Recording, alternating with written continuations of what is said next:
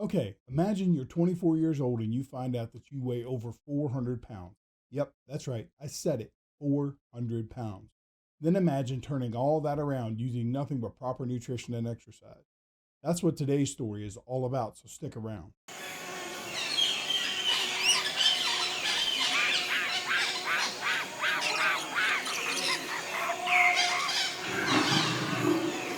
So here's the scene. You played sports in school, even though you were always considered the fat kid.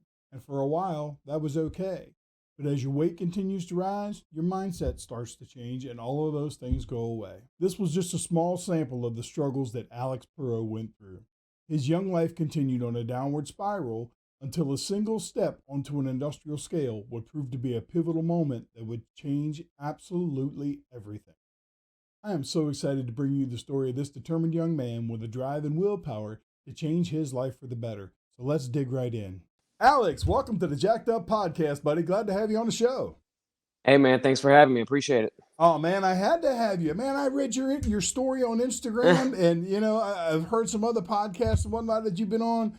And since I started this whole thing up and, me being all about transformations and going from completely unhealthy and practically dying to being healthy and fit, dude, you were a no-brainer. I had to have you on the show, without a doubt. And I'm glad you could take the time out to do it. Yeah, absolutely. Thank you. Thank you. So now I've read up quite a bit on your story, and we've had some conversations, but I'm sure my viewers, a lot of them probably won't know, why I actually had you on the show. I mean, they're going to get a little bit of a clue from the thumbnail because I'm going to put a good picture on the thumbnail. But why don't you take us back to the very beginning to where you were at, you were at how did you get to be as big as you were? And, then what did you do to turn everything around?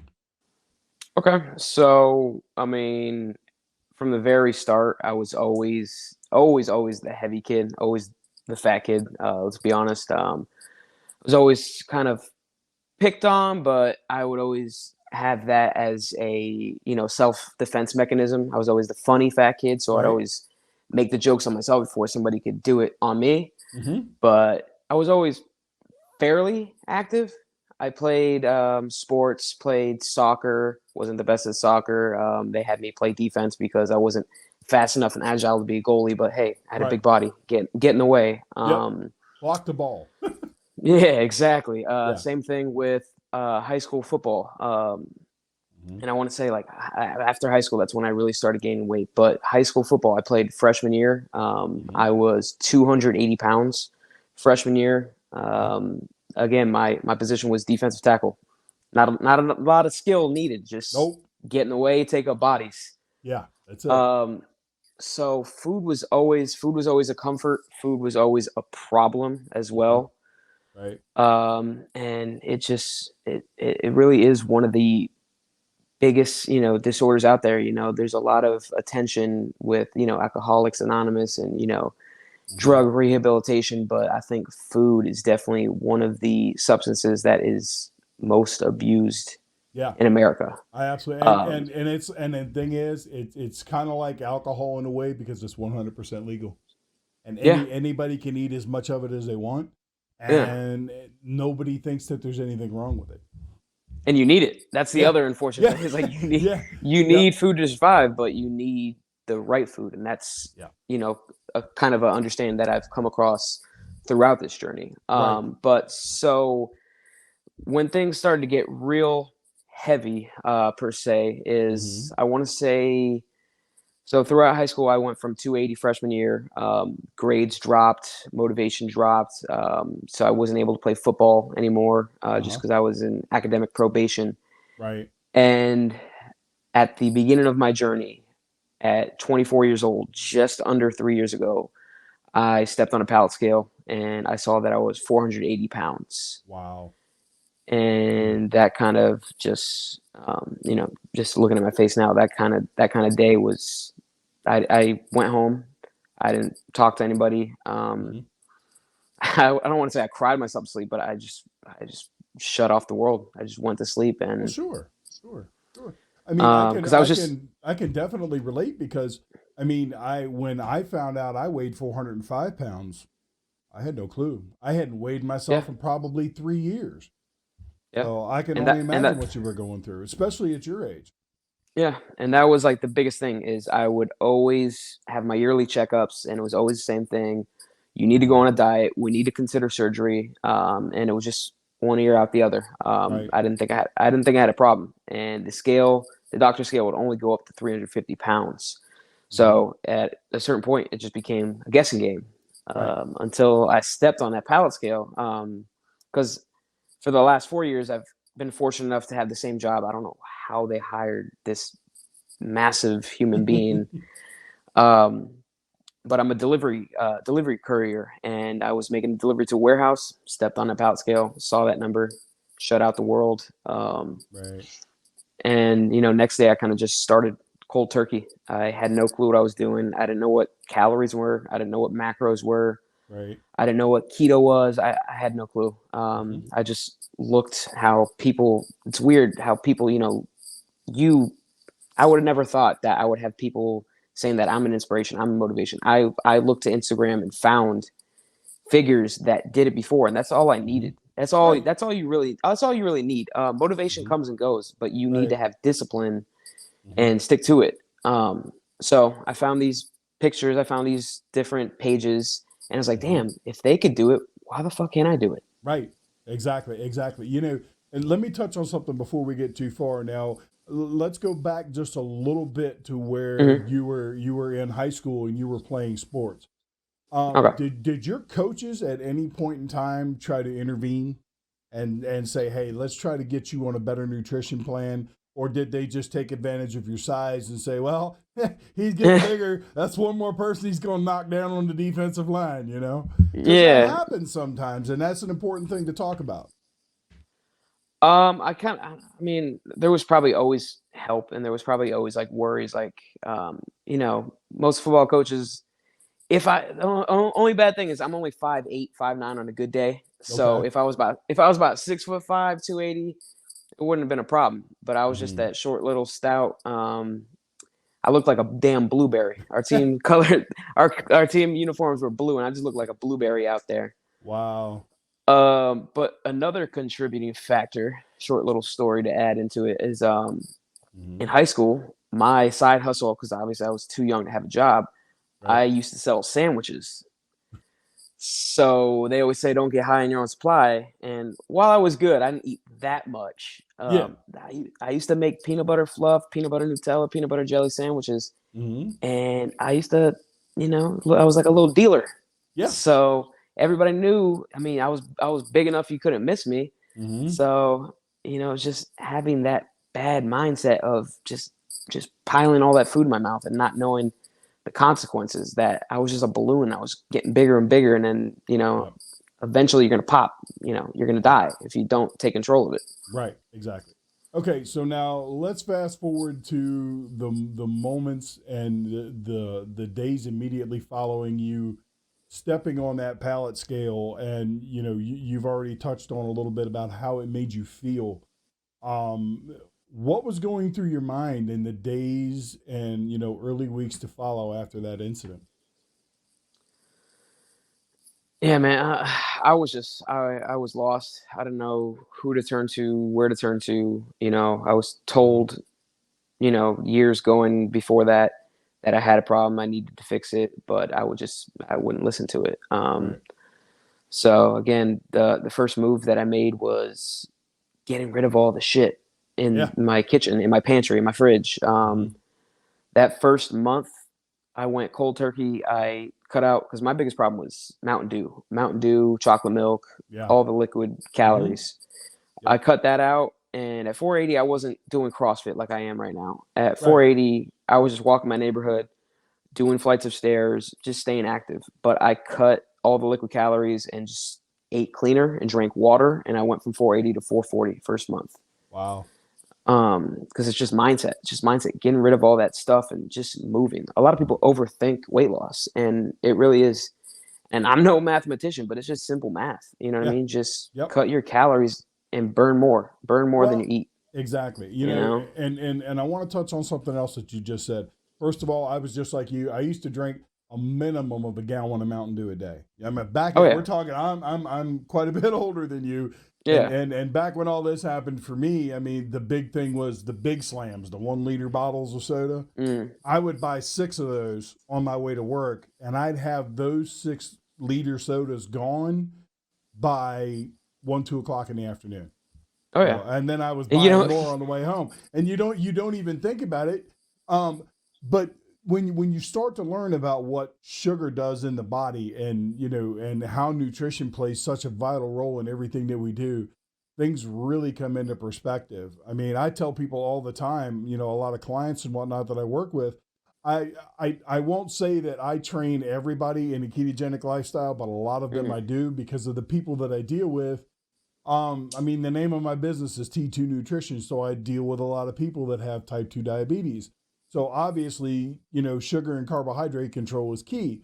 Yeah, absolutely. And people just don't realize that when you're pounding all that sugar into your body, if you're not using it up, it's turning it to fat. Yeah, plain and for simple. sure. Yeah. So, okay. So you dropped soda, and you started paying attention to what you were eating and things like that. What else did you do there early on in your journey? So I was just, I kind of went with the common sense beginner's diet, just like chicken, ground turkey, rice cakes, broccoli.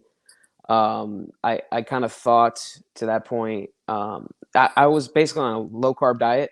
So in the beginning I was scared of rice. But I would kind of have that before and after workouts, just because I knew it was kind of fuel. Right. But, I've slowly progressed since then, with nutrition and with workouts. But yeah, from the very beginning, no clue what I was doing. Just use Instagram, just use common knowledge to learn little workouts. Playing football in high school, there was obviously weightlifting class. So I knew the basics, bench press, squat. But at that age, they didn't even let me squat, because they're like, your big ass isn't going to get anywhere near parallel. You know what I mean? You're going to throw out your bag, you're going to do something. Yep. But I knew the basics. But I think just the fact that growing up, my parents would always try and put me on a diet, talking Weight Watchers, Jenny Craig, eating lean cuisines, healthy choice, all that stuff. Right. And I would always have a gym membership. I have an older brother, but I would never go. I had gym memberships. I just would never go. And at 480, I wasn't quite ready for that yet, because there was equipment that I couldn't fit in. I've never really cared what, I think what hurts the most is little kids. Little kids, they're going to say what's on their mind. Sure. So like, I never really cared what people said. I post pictures all the time of me at 440 on the beach. Right. I didn't care. I let it all out. Yep. But just the fact that I needed to start just walking my neighborhood. Then I progressed, went to the neighborhood of my gym, progressed, went to Planet Fitness. Now I'm doing CrossFit every morning at 5 a.m. So there's just measures that you take, and there's levels. And, like I said, a lot of people overthink it, and you don't necessarily need a gym membership. Like right now with what's going on in the world, this little CV that's going around. Yeah. A lot of people are trying to lose weight and are on a weight loss journey. Some people, unfortunately, are going to binge. Yeah. People are going to lose their mind and be like, I'm stuck at home. Okay, let me just play. Like the old me, I would just be jumping on Xbox, Twinkies, pizza rolls, bagel bites, Oreos. You know what I mean? So that's going to be these next couple weeks, God willing, I hope it's just the media, but a lot of people are going to either binge or they're going to get up and, it's beautiful. I live in South Florida. It's 80 degrees, sunshine. Yeah. Yep. Yeah, you know what I mean? So you got to make do. Just because you don't have gym equipment, you just got to have that discipline. Like, okay, well, I could be doing something right now, or I could just sit on my ass and scroll through Instagram and look at people doing work. Right. And, and the thing is, people need to realize that they have the power. Dude, you have all the power. I had a friend that I've known for probably close to 30 years. He called me up the other day, and he's like, he says, I follow your stuff on Instagram and Facebook and all that. And I know what you've done in your own life, and that this is what your obsession now. It's what you do for a living. He's like, he said, when I get back to town, I need to talk to you, because I'm retired, and my wife and I have type 2 diabetes. She has type 1 diabetes. And, you know, it's like we spend a lot of time traveling around in an RV, so we're not very active. You know, they're like, we need to find, you know, a way to eat better. We need to be able to fine tune our nutrition. And we need you to show us some things that we can do, you know, some small equipment we can have with us and things that we can do so where we can stay, you know, active and healthy on the road. And I'm like, you know, absolutely. And you figure this guy, I'm going to say I'm 53 and I think he's like 3 years older than me. Okay. If people that are in their mid 50s can wrap their head around this concept, you know, the younger generation should look at people like this guy and, you know, not toot my own horn, but like myself and how I've changed everything in my life since 2007. I mean, at my lowest weight since my aha moment, I was 239 pounds. I was relatively shredded at about 12% body fat. That's from 405 pounds with a belly so big that I couldn't see my shoes. You know what I'm saying? So if you can look at people like that, and that's the great thing about social media. You know, you see all these people like you, and like I'm sure you're familiar with Mike Gormy. That's my boy. My boy. Yeah. I was actually just talking to him just before we started our podcast, and I had listened to another podcast that he was on. I think it was the Keto Man's Club podcast. Yeah, and he's got some stories. He does. He's got some really interesting stories, and I don't know if you've seen the episode that he did with me here on the Jacked Up podcast, but it was an awesome time, and I'm looking forward to doing a lot more stuff with him. But it's like you look at people like that, and he's not a spring chicken.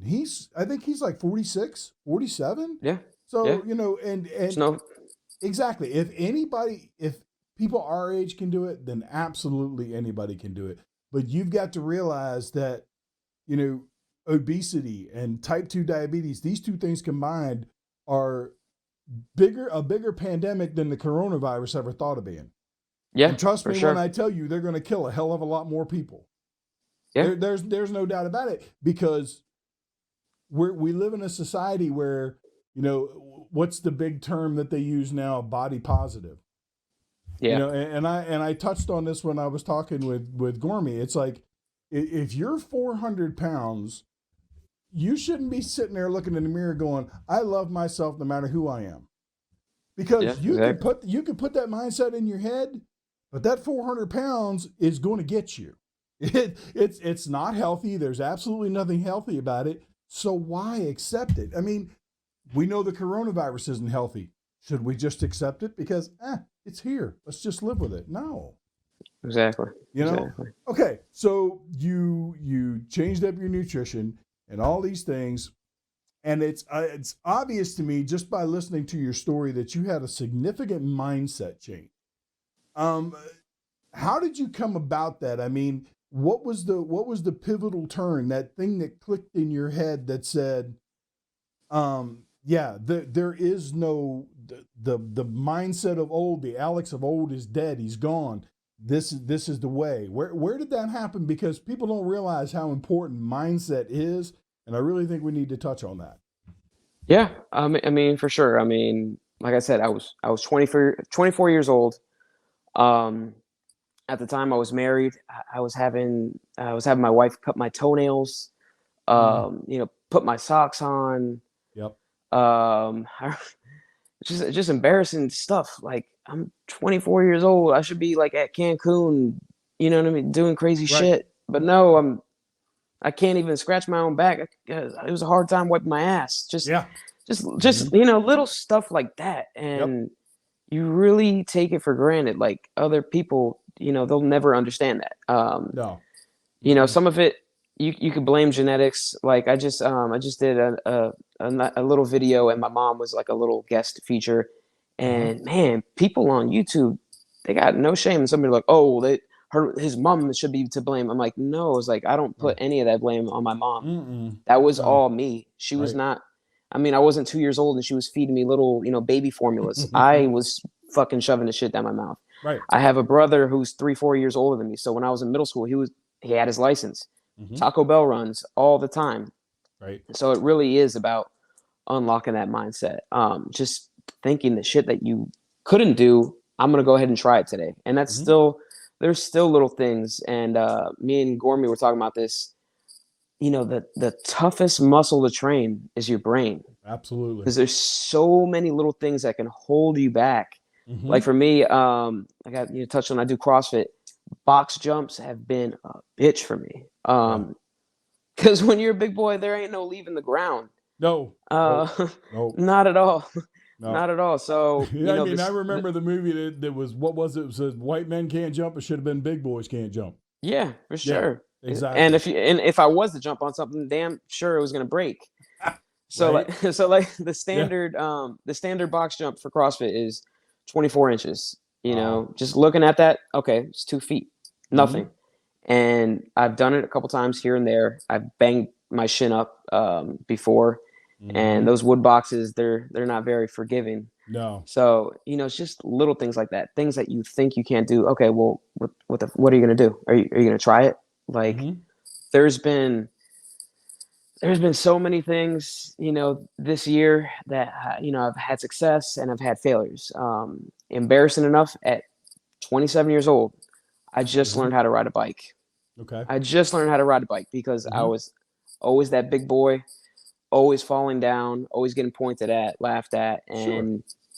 You know what I mean? Just having that mindset, like, okay, well, now it's completely different. Now I know I can. Now I know I will. Will mm-hmm. it be today? Maybe not. Will it be tomorrow? Maybe not. But I'm going to keep on trying. Right. So just having that mindset of not folding, never fold. You always have to go all in. If you want something bad enough, go all in. Absolutely, man. Absolutely. That is, I knew when I dug into your story a little bit and, listened to some of the other podcasts that you've been on, I knew that there was going to be a lot of powerful moments from you. And one of the biggest reasons that I wanted to have you on the show was because of people like my oldest son. My oldest son he's 26 years old, and he has epilepsy, and he's morbidly obese. Now, the ketogenic diet, which we're going to touch on in a minute because I know okay. that you're a big proponent of that. But the ketogenic diet was originally developed to help treat epilepsy in children back in the 1920s by Dr. Russell Wilder. There have been studies that have been done since then that have proven the efficacy of ketones being used by the brain for fuel rather than glucose being a much better fuel source, and they have a tendency to curb off the amount and severity of seizures, even in adults. There was actually one study that was done in the University of Boston where they took 30 adults that had severe epilepsy that was pretty much medicine resistant, and they put them on a ketogenic diet, and then they had them supplement twice a day with exogenous ketones. So it was literally flooding their body with ketones to the point where if they used a pea stick, it probably would have turned black.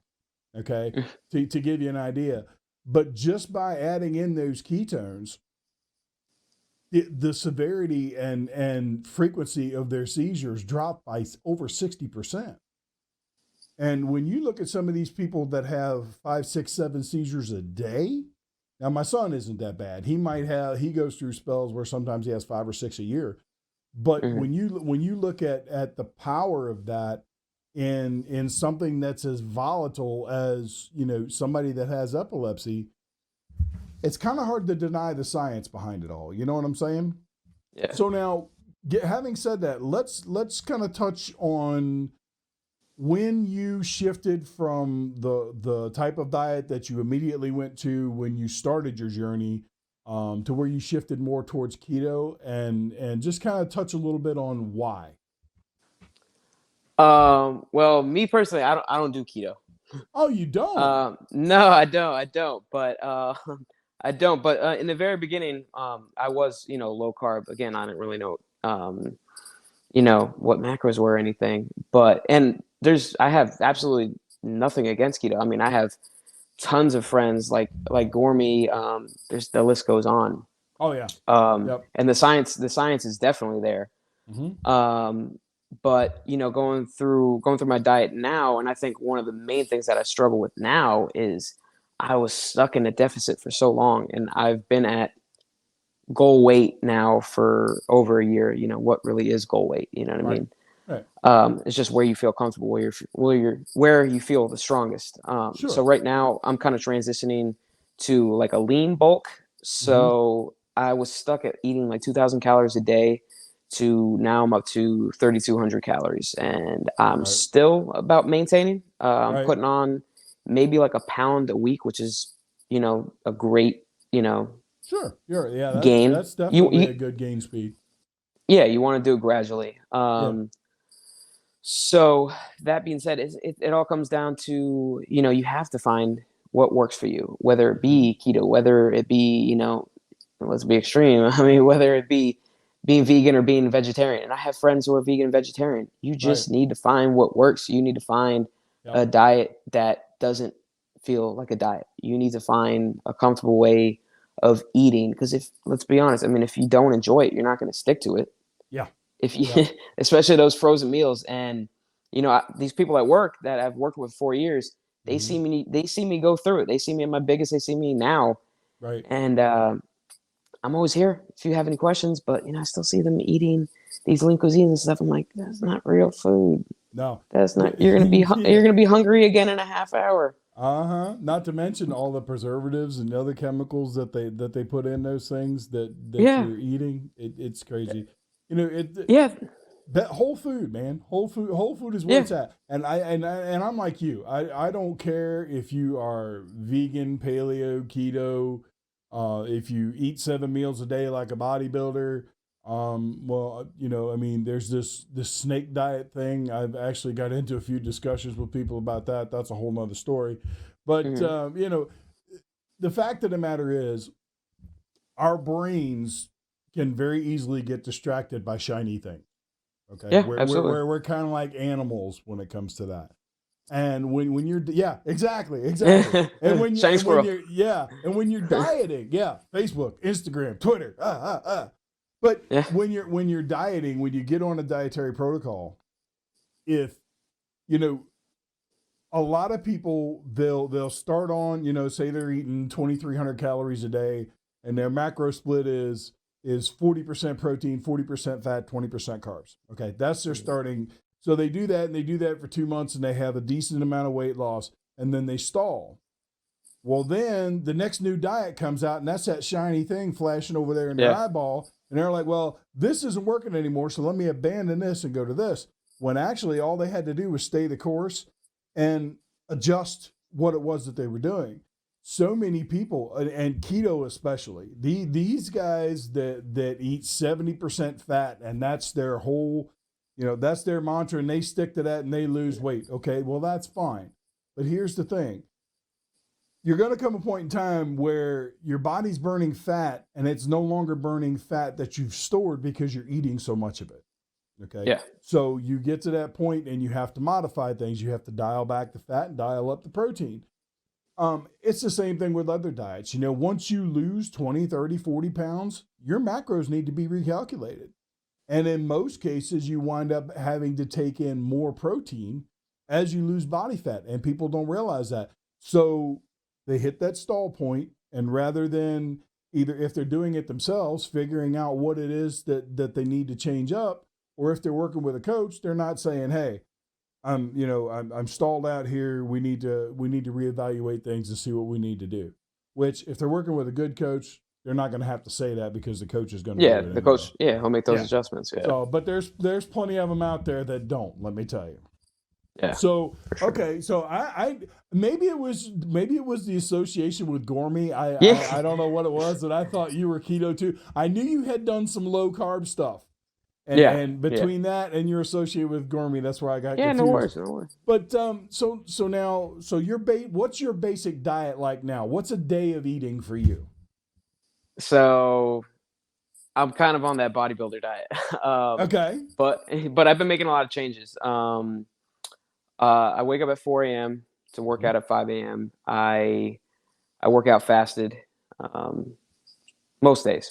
And then, you know, when I come home, I kind of have like a protein oatmeal, and for no specific reason, I've never worked with a coach, but for no specific reason, I've just decided to make the switch from, I've been eating chicken and rice forever. I mean, obviously Right. it was chicken and broccoli back in the day, Mm-hmm. but I've been stuck on that chicken and rice. Like chicken has always been my comfort. Right. So I've been, switching to beef because I'm trying to put on Mm-hmm. a little bit. And I mean, obviously it's having my calories way up there, but just making that switch to beef. I don't know if Yeah. it's, the natural creatine in it, but I'm just feeling brand new. I'm just You're picking it. exactly right. You just touched on something that most people don't realize. When you increase your red meat intake, your beef intake, and it doesn't matter, it could be just regular beef, it could be bison, whatever.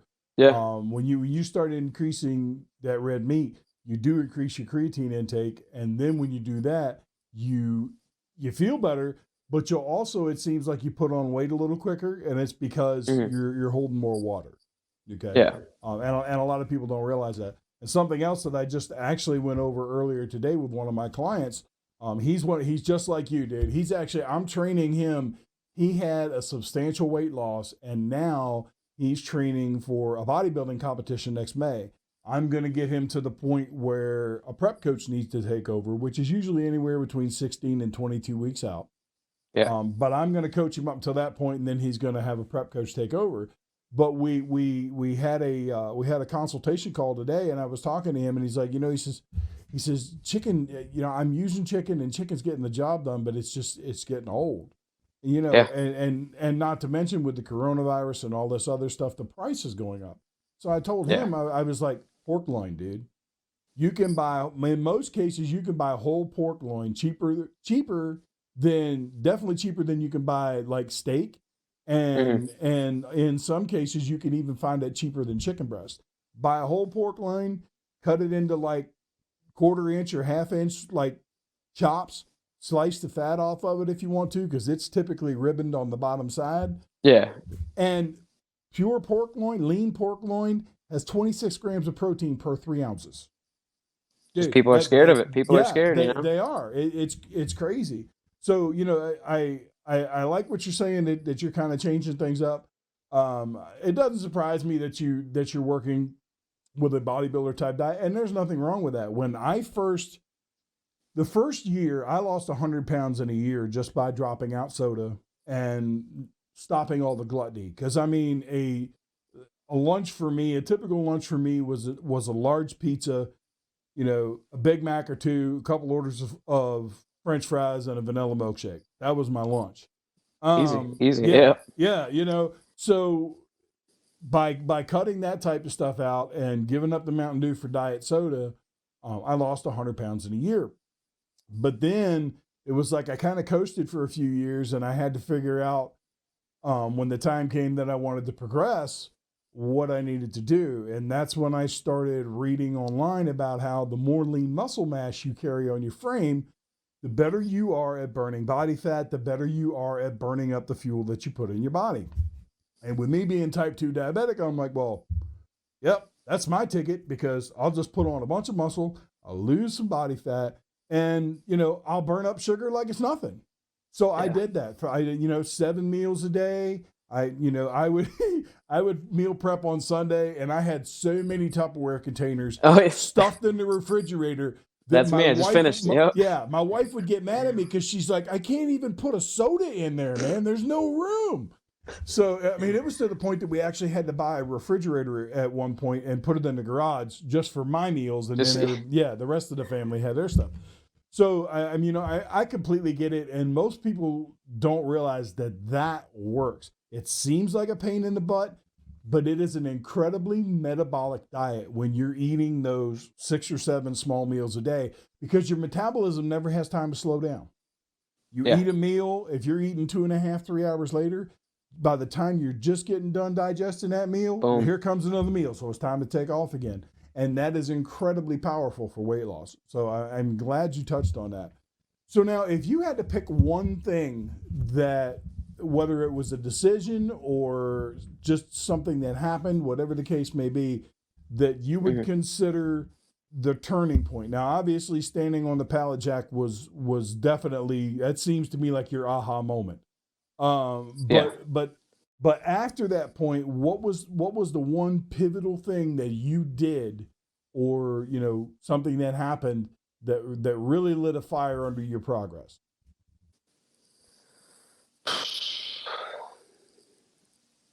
Um, I would have to say, just finding that motivation. Like once you start actually seeing those physical changes, the scale sometimes would, you know, throw you off, unmotivate Mm-hmm. you. But I think once I was able to start building consistency and start building a routine, like I'm one of the most boring people out there. I have a set schedule. Right. 4 a.m. wake up, 5 a.m. workout, come home, shower, walk the dog, go to work. I'm Mm-hmm. just slamming meals. Right. And I'm an old man bed at bed 7:30, 8 o'clock. Right. Um, so I think just the turning point was once I truly loved working out, once I truly fell in love with the consistency, with the process, Mm-hmm. and then also building these bonds. Me, Gormy, I have another friend, John, another friend, Joel. We all just found each other because we had similar stories on Instagram, and we Right. built a bond, which was we call ourselves the Fantastic Four. Right. We have never met in person. Gormy's in Rhode Island, John's in New York, I'm in Florida, Joel's in North Carolina. But just having that turning point was just building something, just building structure where there was nothing. Right. Um, I think that was definitely a turning point, just to have that structure and have that consistency. Indeed. And that's early on in my journey, I read an article on the website. I don't even remember the name of the website now, but and the article was talking about finding ways to stay accountable when you're starting a weight loss journey. And one of the very first things that they listed, because I think it was like the top 10 things or something, one of the very first things that they listed, that was up towards the top, was find a way to be accountable. And they Mhm. suggested posting your story, posting your goals, posting what you're planning on doing on social media. And at that point in time, I think I had a Facebook account, but I think I only used it to stay in touch with relatives that I had in upstate New York. So I Yeah. don't think I did much with it at all. But after reading that article, I was like, you know what? I'm going to do that. And I remember the first page I started was called John's Fitness Journey, and I would go on there every day and I would post what workout I was going to do, and doing the whole thing, posting pictures of the meals you're eating and stuff like that. Just trying to stay accountable. And then years went on, and I got to where I was off all the diabetic medicine and all that stuff, and there was a huge pivot for me about 2 years ago, where I decided that I wanted to start working towards full time helping people get healthy, helping people kick type 2 diabetes, helping people kick obesity. So I started studying and started, taking courses to become certified and things like that. And then just this last year, I was listening to a podcast, and the gentleman on the podcast made a comment about find the world's biggest problem, and you found the world's biggest opportunity to help other people. And of course, that's me. I mean, I'm like obsessed about helping other people. So I'm like, Yeah. okay, I'm gonna start a business. I'm gonna call it T2 Nutrition, and I'm gonna try to reach out to everybody that I can and help them. But I had no clue was what I was getting into. I'm in my 50s, dude. I Mhm. for me to be trying to break into the YouTube space and Instagram, Yeah. man, 6 months ago, since 6 months ago, I thought Instagram was something that was a pain in the butt because everybody else was sitting there scrolling while they were on a machine at the gym, and I was waiting to use the machine. That's what I thought of Instagram. And now it's like, no, I've got to be involved in all that stuff. And Yeah. I don't have to. I could work within my own community, but I want more than that. I want to be able to Yeah. reach out and touch as many lives as possible. So, Definitely. and Definitely. that's why I reach out to people like you, man, because your story is, from tip to tail. You know what I'm saying? It's just chock full of inspiration. You don't find many people that are young like you that have that mindset shift. I know a lot of people that have gone through or are working through journeys like yours that are, 30, 40, 45 years old before, they had to have some kind of medical issue happen before they made that turnaround. Hell, when I was your age, if I'd have found out that I was 400 pounds, but I wasn't having any health issues, I'd have cared less, dude. Give me my Big Mac, give me my Big Macs, give me my Mountain Dew. Bring it on, man. As long as I can get around, bend over and tie my shoes and don't have to roll down the street, I'm good to go. And that was the mindset I had. You know, I mean, I was a little different than you. At 400 pounds, I was 6'2". So, I mean, I carried it a little different, but you were stretching a little, yeah. Yeah, I was stretched out a little bit. So, I mean, I had room to bend over and tie my shoes. That and I got short legs, so it made it easy. But, yeah, I mean, you know, if for somebody like you to just have that aha moment at your age and be able to turn things around without having to deal with doctors and without having to deal with, you know, having to get a coach or anything like that. Well, there's nothing wrong with getting a coach, but you've pretty much done the whole thing yourself. I mean, you had doctors talking to you about surgery. Now, you didn't have any kind of surgery, correct? Right. You know, so, I mean, you literally did this all by sheer power of will and busting your ass in the gym. That's it. There's no shortcut for me. Yeah. No. And, you know, and at the end of the day, there are some people that, yes, they're going to require surgery because of A, B, or C. There are some people that are morbidly obese that have problems with their thyroid and things like that. And there are some circumstances where not a whole lot can be done. I'll grant you that. But I'm going to say, I think it's a pretty safe bet to say that every bit of 90% of the people that are obese in the world today, it's by choice. Yeah, for sure. Sure. Fork to mouth. And what kind of choice is that, man? What kind of choice? You're making a choice to make your life miserable. You know, like you said, you couldn't clip your own damn toenails, dude. Come on. At 24. At 24. Yeah, at 24. Like... Now, when I'm 60, I might not be able to bend over and do some things. And fortunately, I married a woman that's 13 years younger than me, so I got a little wiggle room. You know what I'm saying? But yeah, but yeah, I mean, you expect that kind of stuff when you're 50, 60, 70 years old, but not in your 20s, dude. You know, and it's I keep saying it, but it's just because I've worked with so many people that have had all these issues. I don't think I've ever run across anybody besides you that has, you know, basically just flipped the switch and changed things for the better. And, you know, I just hope that as many people as possible see this podcast and, you know, and anything else that you do. So they know that you have the power. You have the power whether you're 20 or whether you're 50. It's all in your hand. Yeah. It's just all in your hands, all in your head. Yep. It's a matter of making choices without a doubt. Okay. So I got to ask you the last question that I always ask everybody that's on my podcast. If you could change one thing or affect one thing about health and fitness on a global level to where it would change everybody's mindset about health and fitness, what would it be? What do you think it would be? Kind of bland, but kind of right to the point. There needs to be stronger regulations on shit that goes into food in America. You know what I mean? Certain countries, there's different chemicals and different preservatives that aren't allowed or don't make it in food. And we're too damn lenient, you know, everything. And I'm not just trying to say, aha, America, but you know what I mean?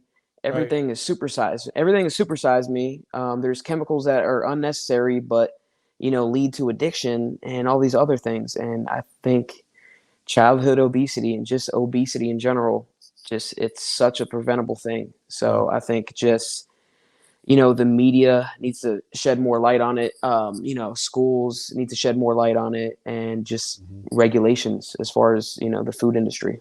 Yep. It'll come a long, long way. Yeah, it is. It's super powerful. And to be quite honest, you know, you're spot on, and the government needs to intervene. Okay. Yeah. When you stop and think about what is now known as type 2 diabetes, back when I was, you know, back in the 70s, back when I was a kid, 70s, early 80s, It wasn't called type 2 diabetes. There was no such thing. It was called adult onset diabetes. Okay. And pretty much what it is, it's insulin. It's you become, desensitized to insulin. Your insulin sensitivity goes down, but people didn't develop it until they were adults. And that's because kids back in those days ran around and played outside. There weren't video games. There weren't stuff like that. So, kids didn't have it. And if a kid had problems with blood sugar, it was type 1 diabetes and they were born that way. But as society has changed and, we have become such a complacent group of people that, our kids spend, 6-7 hours a day in a schoolroom not doing anything. The physical education in schools these days is a joke. And then they come home and they spend 3 or 4 hours on the Xbox or the PlayStation shoveling in junk food. They don't get any kind of exercise to speak of at all. And now we have type 2 diabetes because more kids are coming up with it than ever.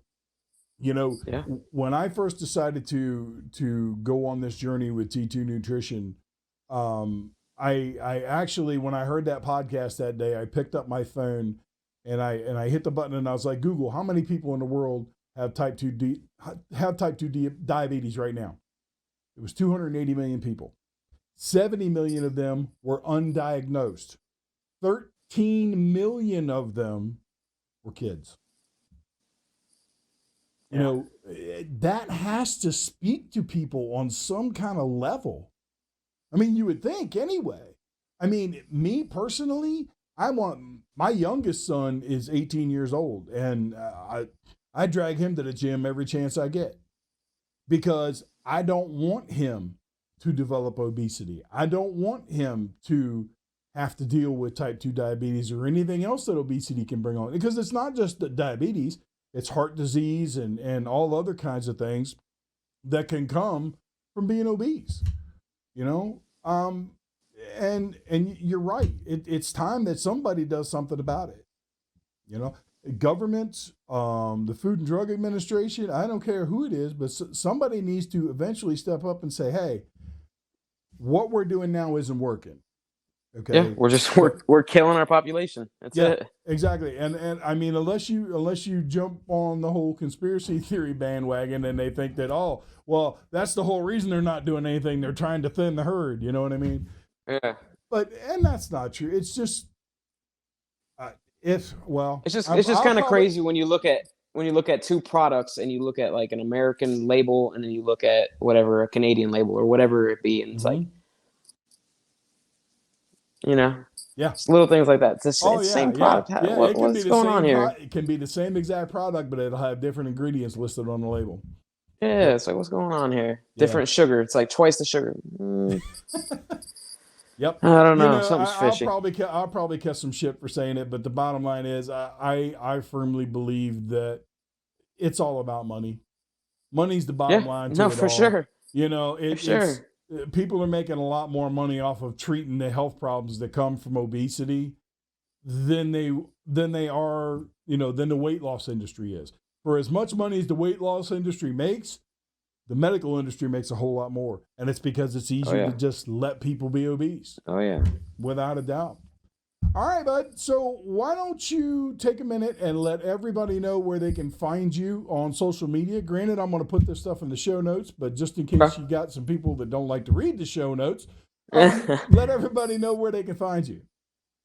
So all I really use is just Instagram. I'm actually worse than you on the technical ways. I don't have a YouTube. I mean, I have a YouTube account so I can comment, but I don't do anything but Instagram. I have a Facebook, but that's just like you have, just family and friends. For family, yeah. So you can find me on Instagram at Porro92, Porro 92, and hopefully you could build not some motivation, but hopefully you could watch my consistency and build some damn discipline and get after it and make some changes in your life.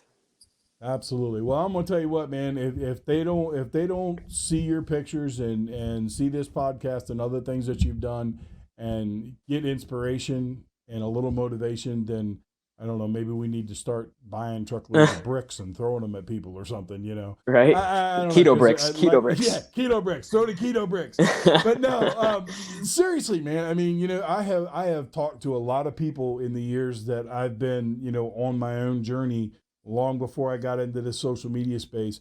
And, you know, I'll say it again. I have found very few people that are as motivational as you because of the fact that it was just all you, man. It was no surgery. It was nothing else. It was just you saying, nope, not doing this anymore. It's time to do something else. And I'm not knocking anybody that has to have surgery or anything like that. I mean, you know Gormy's story well. Gormy had surgery, but didn't change his mindset and gained all the weight back. Yeah. You know, so there are times where surgery is necessary and things like that. But at the end of the day, if your mindset doesn't change with everything else that you're doing, you're going to gain it back. Yeah, you're going to gain it back. It's kind of like trying to climb up a rope with greased hands. You know what I'm saying? It's just not happening. So, all right, bud. Well, I appreciate you coming on the show. And if you ever have anything that you want to talk about, you got anything new going on or whatever, by all means, reach out to me. The door's always open here for you at the Jacked Up Podcast. Yeah, man. I appreciate you having me tonight. Oh, thank you very much. All right, guys, I hope you got a lot of value out of this video. I know I got value out of it, so even if you didn't, I'm okay with it. But if you got a lot of value out of the video, make sure you hit the subscribe button, hit the bell, so that way you get notified when the new episodes of the Jacked Up Podcast drop on my YouTube channel. Until I see you guys again, playtime's over. Get your ass to work.